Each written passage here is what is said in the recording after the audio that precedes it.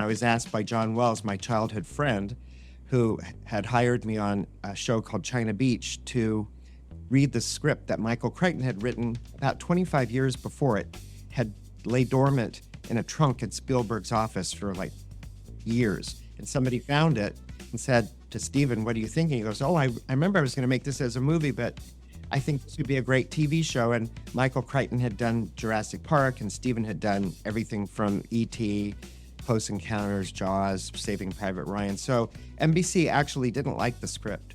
They thought it had too many stories and too much from the doctor's perspective. But that was the freshness of it. It was through Michael's eyes as a medical student at Harvard when he wrote it.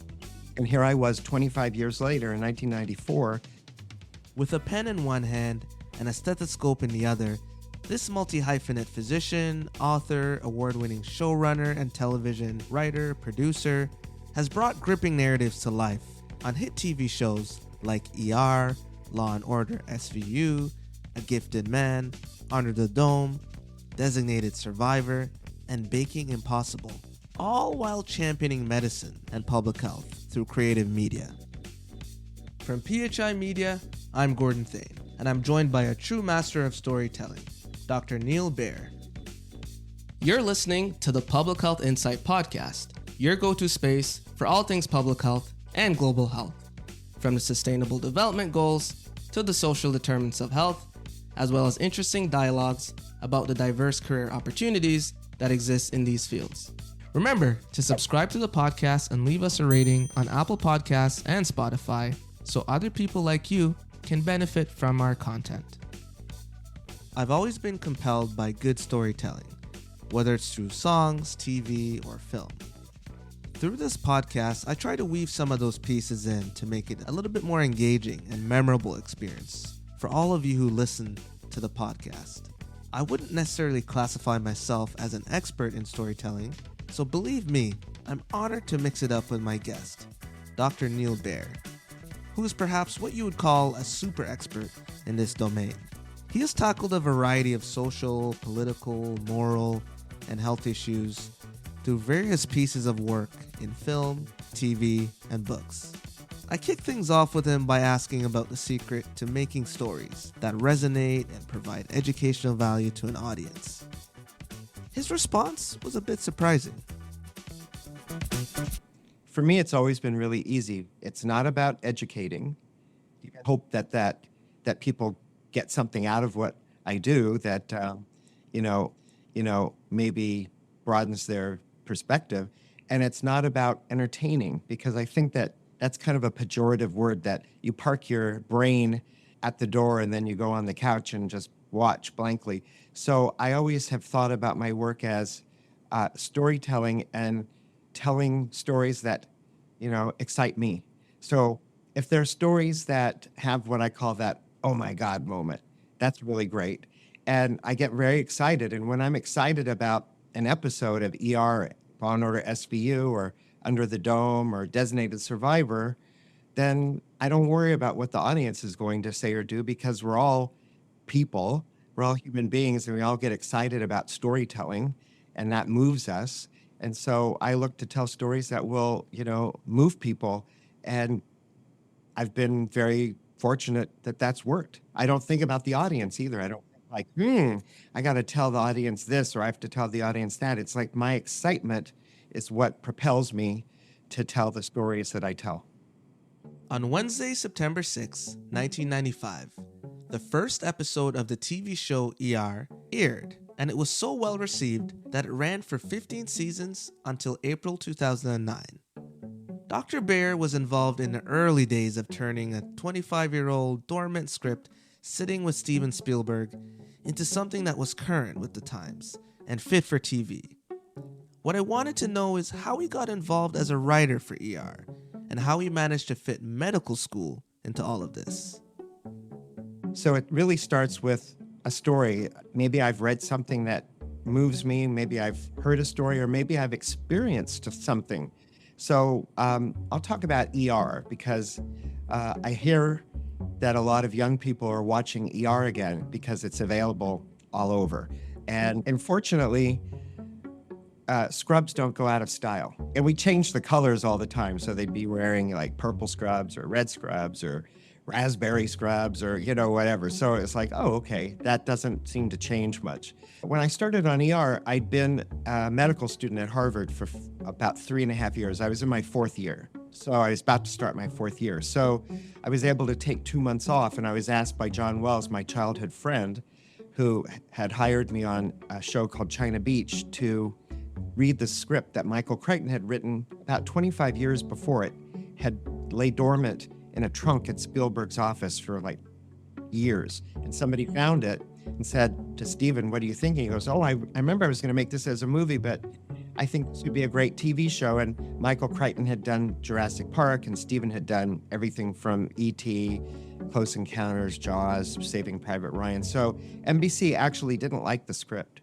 They thought it had too many stories and too much from the doctor's perspective. But that was the freshness of it. It was through Michael's eyes as a medical student at Harvard when he wrote it. And here I was 25 years later in 1994, a medical student at Harvard. So I read it and I thought it was an amazing script through the eyes of the medical student played by Noah Wyle, through the eyes of the nurse played by Juliana Margulies, and through the doctors played by George Clooney, Tony Edwards, Sherry Stringfield, and Eric LaSalle. So I thought, wow, it's something I really want to do. I relate to this as a medical student, but also I relate to it on a very human level of, people trying to take care of other people. And so I went for what was going to be 2 months and stayed 7 years and finished medical school in the process and worked as an intern at Children's Hospital LA while I was on ER and then SVU. As consumers of stories, we as the audience often just get to enjoy the final product. And the process isn't necessarily accessible to the everyday person. So I asked Dr. Baer to pull back the curtain on how hit TV shows like The ER get made, how characters are developed, vivid descriptions of scenes are developed, and what makes them memorable. And so the show is made over kind of a structured period. So we start, and this is the same for Law & Order SVU or Under the Dome or A Gifted Man or Designated Survivor. We start with what I call blue sky. And we just talk about the characters for a couple of weeks, who they are, what their motivations are, what their backstory is. We have these big dry erase boards. Now some of them are computerized, and we write notes down and just talk like nothing's barred. Everything is open. Everything's up for discussion because just cool things come out and everybody can talk. The first year of ER, there were, I think, how many writers were there? It was a small, what we call a writer's room. There was John Wells, Lydia Woodward, Robert Nathan, Paul Manning, Lance Gentile, a doctor as well, and me. So that was it. And we brought Lance is an emergency physician. I'm a pediatrician. So we brought very different perspectives. So I really kind of ended up doing Clooney's perspective as a pediatrician who wants to save every kid. And Lance is treat him and street him, like get him out, take care of him, and either send him upstairs or send him out the door. So we would argue about our own kind of paths. And that was cool because that would be Tony Edwards or Laura Innes, like late in the first season, arguing with George, Juliana, Sherry. So it was like kind of a real situation. And I brought my own experiences. So for instance, I had a book called The Show Book, Serious, Humorous, Ordinary Workplace. And there was a board that just had literally dozens, if not hundreds of stories, like an opera singer wandering the hallways with Alzheimer's singing became Rosemary Clooney, a former jazz singer wandering the hallways singing. She was in episodes in the first season, was nominated for an Emmy. She's George's aunt. She was an incredible singer. People know her from the movie White Christmas with Bing Crosby, but she was an incredible jazz singer too. So it came from like stories I had seen or heard about. So when Noah Wyle goes to the OR for the first time, he is really scared, but he's excited. And it was like episode 11 or 12 of the first season. And he goes to Sherry Stringfield and he said, "I'm going."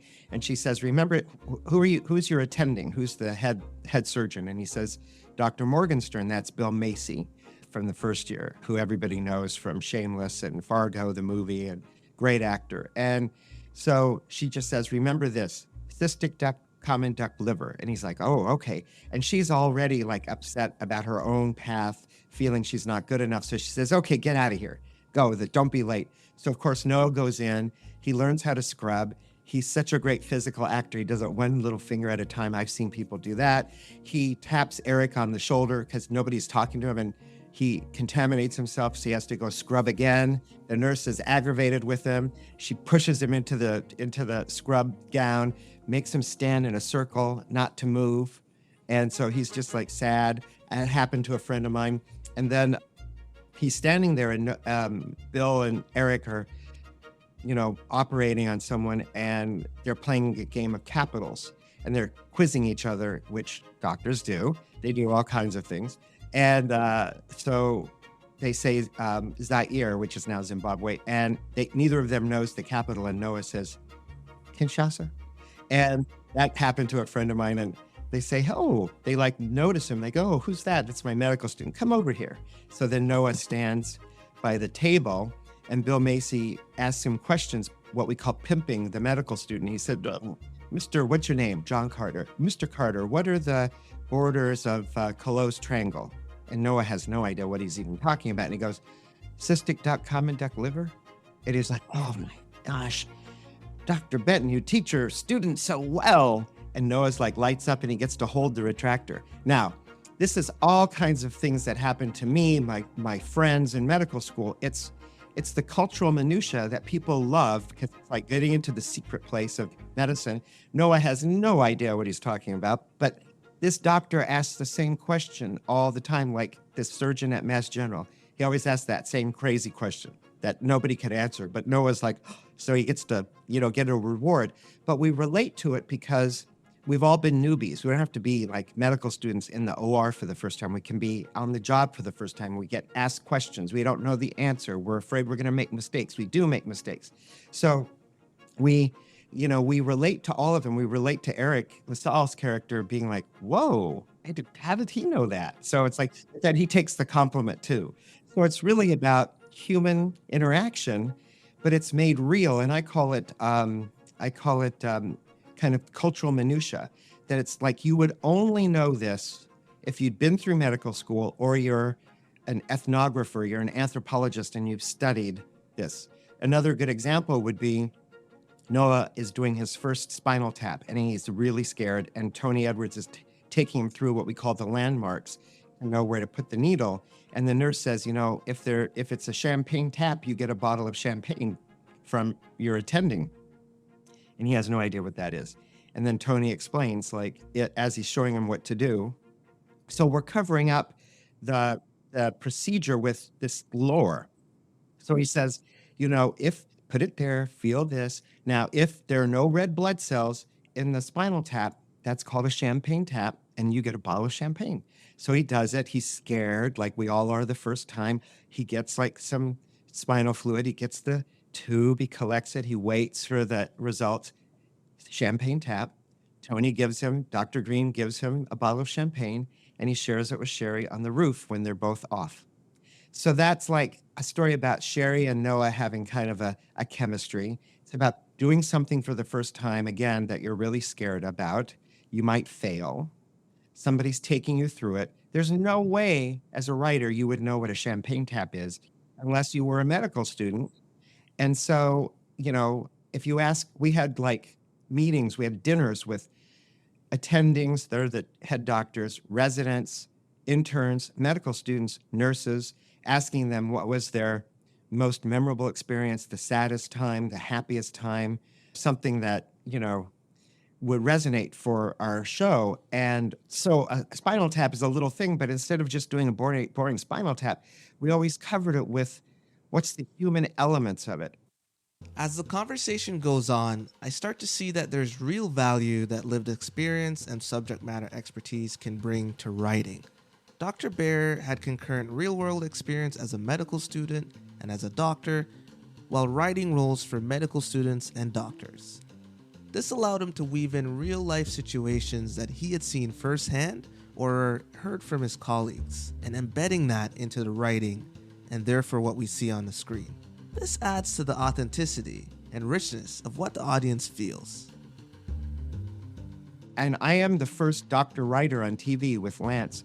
Well, I'm really actually the first medical student writer, and then became a doctor after the first year, an MD. But because doctors before ER from St. Elsewhere all the way back had consultants. They didn't have actual writers. So people say, oh, you were a consultant. I was like, no, I was a writer.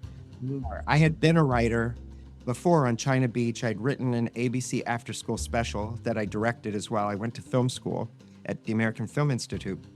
So I brought those skills, but I also brought a new set of skills that hadn't been seen on medical series, which was the actual experience. And John Wells brought doctors onto the set. They would alternate even and odd episodes showing, for instance, Eric and Noah how to suture on chicken parts. And then they'd suture onto things that looked real, skin that looked real. It wasn't. Though I think Sherry once accidentally sewed like a prosthetic onto someone's head, and we said, like, why didn't you tell anyone? Didn't it hurt? He goes, yeah, but I thought it was supposed to. We're like, oh my gosh. So we brought in a veracity that had never been seen before. Blood spurting, things you don't understand. Give me a CBC, Chem 7, blah, blah, blah, type and cross, blah. But you didn't have to know that. Now, in our trauma scenes, we'd say that, but the trauma scenes were not just about trauma. They were about Eric fighting with Noah, Eric fighting with Georgia Fox, Eric fighting with Tony, Eric fighting with George, Eric fighting with everybody, because he's the surgeon. So, it would be like, Noah trying to outdo Ming Na, and so that's what you see in medicine. And we pulled the curtain, as you asked, in a way that wasn't just the ABC story, as we call it, of the patients. That wasn't the Marcus Welby. Here's the main story and maybe another story.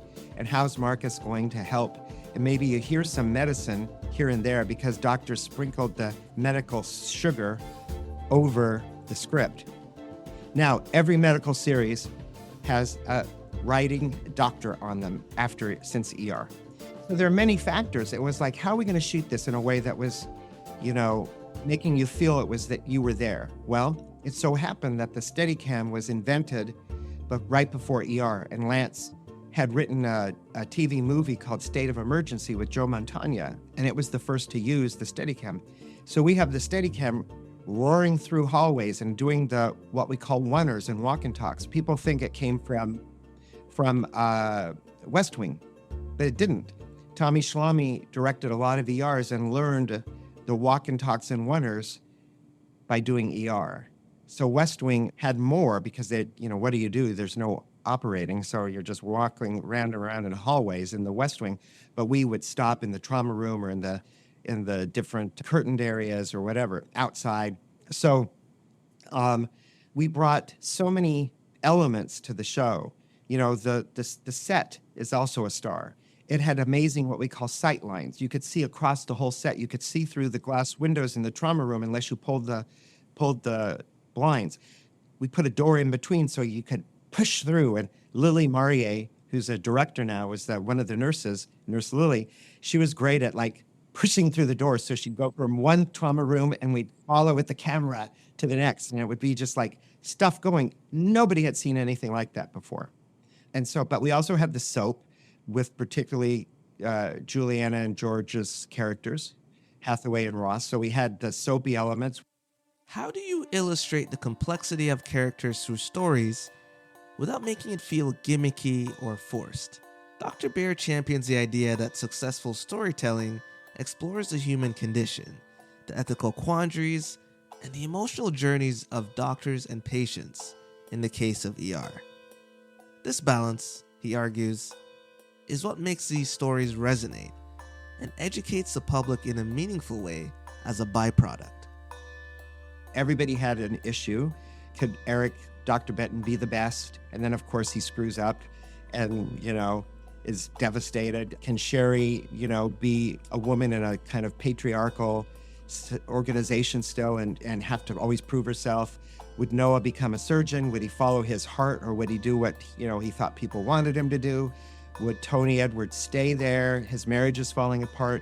Juliana's character tried to commit suicide. That was in the script. She dies in the pilot. We thought, we can't have her die because then there'll only be one woman on the show. And Michael Crichton was not happy about that. And if you look at the pilot, you'll see Sherry being looped. So we put words in her mouth saying that she has a pulse or, cheek, because in the original, she's dead. And then we waited a couple episodes and we bring her back because we find out she's got this off and on romance with, George Clooney. So, and then he's like a character who is it about him saving the kids or is it going to be about the kid? And that finally in season 3, I did a big episode for him where a kid wants to be allowed to die who has terminal cystic fibrosis. And it's a journey for him to really decide. Laura Innes says, is this about him or you? And that's a big turning point. We always tried to have turning points where through the medicine, we learn about our characters. So I was fortunate to write a lot for George. So in the second season, I wrote where he saves a kid in a tunnel. And it's really about the reluctant hero because he's been fired. And now because he gets so much press, they have to take him back. It's like, and then in the third season, it's like, is this always about the kid? Is that about your narcissism? Or is it really going to be about what the kid wants? So growing the characters. Eric's character has a child and the child is born deaf. And we did that because Eric is always perfect. And so we gave him a child that's quote. Now, I would argue that deafness, as many people do, is a human variation. And whether one decides with one's parents to have cochlear implants or not, that's a family decision. But we did it with the first time about cochlear implants. Because how did I get this story?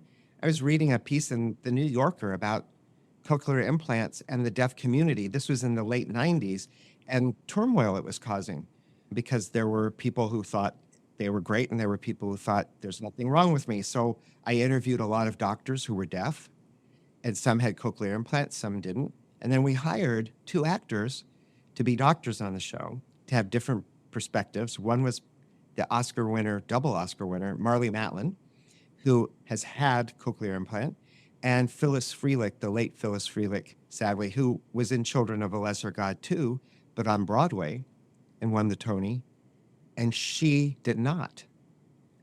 How can a show about doctors and the drama that any human being might experience also cover such technical subject matter in the field of medicine without isolating its audience? Dr. Baer explains his writing process, using medical situations in the show as a tool to inspire, explain, or influence character development and to drive the story. We got into really deep issues through the medicine, but it wasn't just like, what's our medical story this week? How do I find a story to illustrate what Clooney's going through to make him grow up? So that's where I had talked to a friend of mine, and he was telling me about a kid he'd heard about who had cystic fibrosis, and he had terrible antibiotic resistance at that point to what's called Pseudomonas and some other things. We have better medications now than we did in the late 90s, and people are living much longer, fortunately. And so it was, terminal. And so I thought that's the story to illustrate Clooney. It's not like, oh, I want to just do this story. And I did that for SVU too. It's like, yeah, I do this story about Kathy Moriarty, who was nominated for an Oscar for Raging Bull, plays a very terrible mother who is physically abusive to her daughter, and the daughter ends up killing her.